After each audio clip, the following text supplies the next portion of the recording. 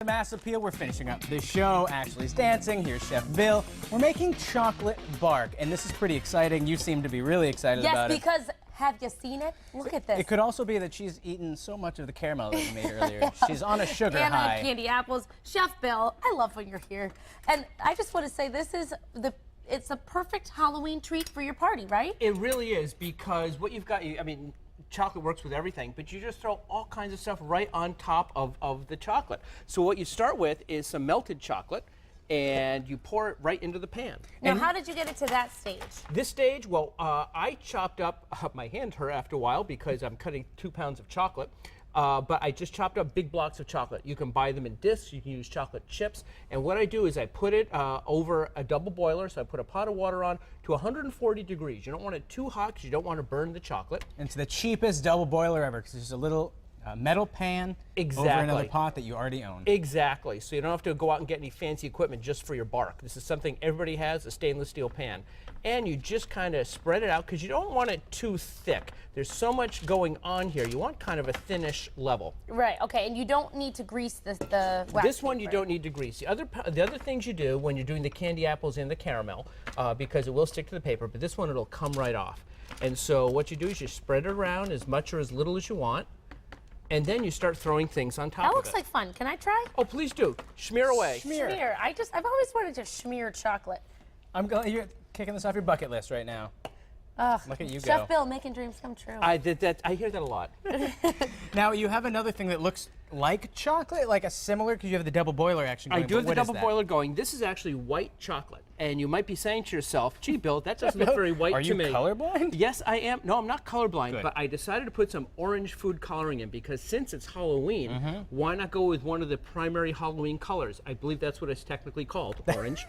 And so I got some orange food coloring and I put it in there. And I'm melting it, and I've actually melted it once. I'm just warming it up again.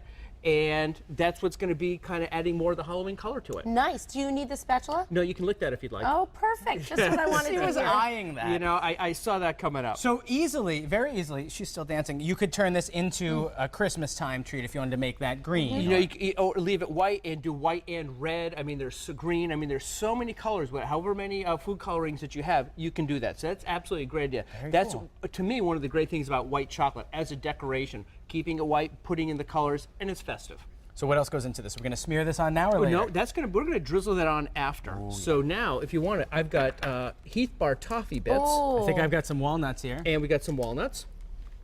And I've got chocolate on a spatula. And you, well, keep carrying on with that. This because- is quite an easy dessert, It right? is. It's the easiest thing in the world, and you throw on whatever you have to throw on. And the kids can help you make it too. Absolutely, because there's nothing actually that doesn't go on here, because whatever flavors you like, you just toss them on. See, now these are interesting looking candy corn. Tell me about these. These are actually candy corn. These are from These, once again, the Whole Foods candy corn. the Whole Foods candy corn, so it doesn't have high fructose corn syrup or other funny things in it.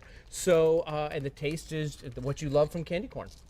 Wow. Go, a little of this. Do you want one of these on your spoon, Ashley? I see you're Yeah. making your own lunch there. Yeah. Here we That's go, a my little of this. dessert. And this, as this melts, I'm going to get it, actually, I've overheated this, which now it's just going to be a smeary thing. So if you don't do this live on television, No, if you do it at home, it's going to look do it great. at home, nobody's going to be paying attention because you just take a spatula and just drizzle it over.